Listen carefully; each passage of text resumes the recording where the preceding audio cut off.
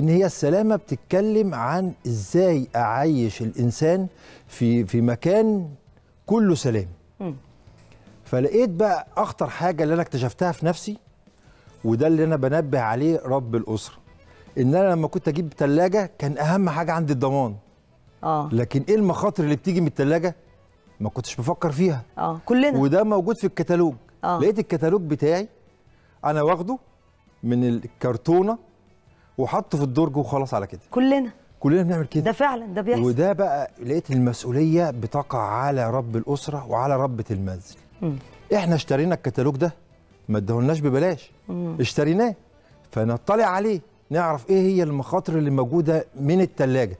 احنا اهم حاجه ان احنا نشوف جهاز حمايه المستهلك، عشان الثلاجه لو هي فيها حاجه مش سليمه نشتكي ونعمل مشاكل عشان يغيروا الثلاجه او يصلحوا الثلاجه. تمام. طب انا الثلاجه دي هي جايه لي سليمه، انا بقى اتعاملت معاها بسلام. بمعنى ايه هي المخاطر اللي طالعه منها عشان ابقى عايش مع الثلاجه بسلام. فالثلاجه دي لقيت ان انواع الثلاجات مختلف في ان طبعا كل جهاز كهرباء في موتور، الموتور ده عاوز تهويه.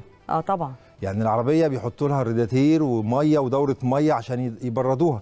طب الثلاجه بيعملوا لها ايه؟ بنخرجها لبره شويه. أيوة. ونخلي ظهرها متعري. تمام. صح؟ علشان خاطر السخونيه اللي بتطلع منها مع الجو بتتغير. اكتشفنا بقى ان كل ثلاجه ليها مساحه تهويه.